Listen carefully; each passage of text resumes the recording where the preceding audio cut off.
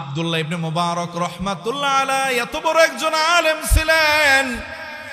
হজ করার জন্য যাবেন, নফল হজ, হজ করার জন্য যাওয়ার সব কিছু রেডি করে ফেলেছেন। হজের টাকা পয়সা, হজের যাবতীয় টাকা পয়সা, খাবার সব কিছু রেডি করে ফেলেছেন। হজে যাবেন, বাড়ি থেকে বের হবেন, এমন সময় ওনার 7 বছরের সন্তান কান্নাকাটি করতেছে। জিজ্ঞাসা করলেন, বাবা কাঁদো কেন?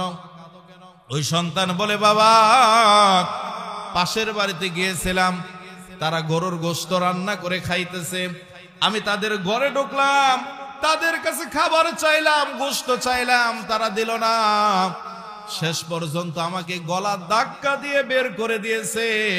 আমি এই অপমান লজ্জায় কাঁদতেছি।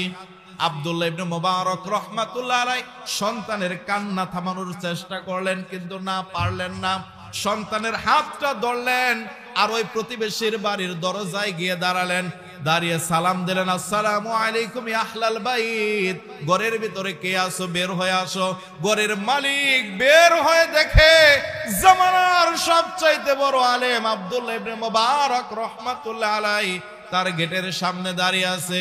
ওই লোকটা বললেন, ও আব্দুল্লাহ ইবনে মুবারক, আপনি আমার ঘরের দরজায় দাঁড়িয়ে আছেন, দয়া করে আমার ঘরের ভিতরে প্রবেশ করেন। আব্দুল্লাহ ইবনে মুবারক রাহমাতুল্লাহ আলাইহি বলে, ভাই এই মুহূর্তে আপনার ঘরে আমি প্রবেশ করব না, আপনার কাছে একটা কথা জানতে আমি এসেছি। কি কথা? যে আমার সন্তান কি আপনার বাড়িতে এসেছিল? বললেন হ্যাঁ। আপনার বাড়িতে কি গোশত রান্না হয়েছে? বলল হ্যাঁ। আমার সন্তান কি আপনার বাড়িতে খাবার চেয়েছিল? বললেন হ্যাঁ। আমার সন্তানকে খাবার না দিয়ে গাড়ে ধাক্কা দিয়ে কেন বের করে দিয়েছেন? এই কথাটা জানার জন্যই আমি এসেছি। বলেন। এই কথা বলার সাথে সাথে ওই বাড়ির মালিক চোখ দিয়ে পানি ছেড়ে দিয়েছেন, আর ডাক দিয়ে বলেন, ও আব্দুল্লাহ ইবনে মুবারক শুনেন, কষ্টের কথা কার কাছে বলবো? আজকে 3টা দিন হয়ে গেল আমার চুলায় আগুন জ্বলে না, আমার পরিবারের লোকেরা না খেয়ে আছে। আজকে আমি যখন সকালবেলা কাজের উদ্দেশ্যে বের হলাম, সারা দিন আমি গড়লাম, একটা কাজ পেলাম না। সন্ধ্যাবেলায় যখন বাড়িতে আসতেছিলাম, আসার সময় দেখি রাস্তার পাশে একটা মরা গরু পড়ে আছে, সেইখান থেকে চামড়াটা সরাইয়া অল্প একটু গোশত এনে সিদ্ধ করে সন্তান নিয়ে খাচ্ছিলাম। এমন সময়ে আপনার সন্তান আমার বাড়ির ভিতরে প্রবেশ করে। ও আব্দুল্লাহ ইবনে মুবারক, আপনি তো এত বড় আলেম, ধনী মানুষ, আপনি তো যাকাত খান না, আপনি তো সাদকা খান না, আপনি কি এই সন্তান, আপনার সন্তান কি মৃত গরুর গোশত খাবে? এইটা কি আপনার জন্য জায়েজ হবে? আপনার সন্তানকে বোঝাতে পারলাম না, শেষ পর্যন্ত না পেরে আপনার সন্তানকে গাড় ধাক্কা দিয়ে ঘর থেকে বের করে দিয়েছি। ও আব্দুল্লাহ ইবনে মুবারক শুনেন, আপনার সন্তানকে এই মৃত গরুর গোশত না দিয়ে যদি আমি কোনো অপরাধ করে থাকি, আল্লাহর ওয়াস্তে আমি আপনার কাছে ক্ষমা চাই, আমাকে মাফ করে দিন। আব্দুল্লাহ ইবনে মুবারক চোখের পানি ছেড়ে দিয়েছেন, আর ডাক দিয়ে বললেন, ভাই আমার একটু সময় অপেক্ষা করেন, আমি বাড়ি থেকে আসতেছি। এক ধরে বাড়িতে চলে গেছেন। হজের জন্য যে টাকা পয়সাগুলো রেডি করেছিলেন, যে খাবারগুলো রেডি করেছিলেন, সব কিছু ওই প্রতিবেশীর হাতে তুলে দিলেন, আর বললেন, ভাই এই যে খাবার দিলাম, খাবারগুলো পরিবার নিয়ে আপনি খান। এই যে টাকা পয়সা দিলাম, এই টাকা পয়সাগুলো আপনি ব্যবসা বাণিজ্য করেন, কোনোদিন আপনাকে ফেরত দিতে হবে না। তবে আপনার কাছে আমার একটা দাবি হলো, কাল কিয়ামতের ময়দানে আমি যে এত ধনী ব্যক্তি হওয়ার পরেও আপনি আমার প্রতিবেশী, আপনার কোনো খোঁজ খবর নিতে পারে নাই, এই জন্য কাল কিয়ামতের ময়দানে আপনি আমাকে আল্লাহর কাঠগড়ায় দাঁড় করাবেন না।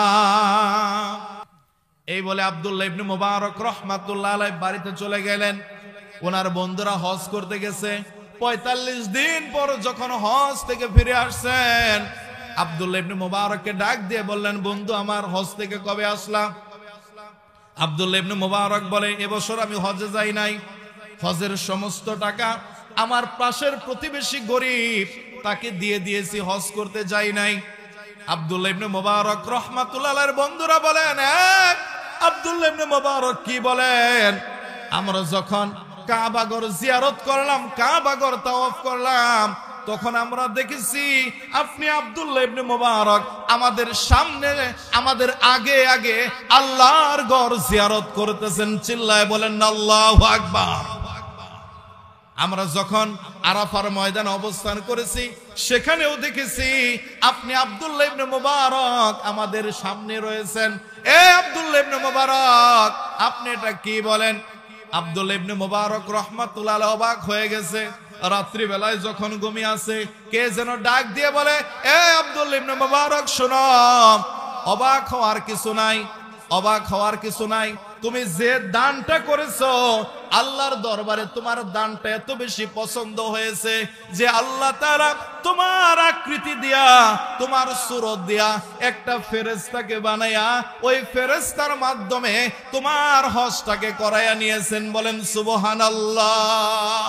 শুধু তাই নয়, ও আব্দুল্লাহ ইবনে মুবারক শোনো, তোমার এই দানটা আল্লাহর দরবারে এত বেশি কবুল হয়ে গেছে রে আব্দুল্লাহ ইবনে মুবারক, এই বছর যত লক্ষ লক্ষ হাজি হজ করেছে, তোমার এই দানের উসিলায় আল্লাহ তাআলা লক্ষ লক্ষ সমস্ত হাজিদের হজকে কবুল করে নিয়েছে।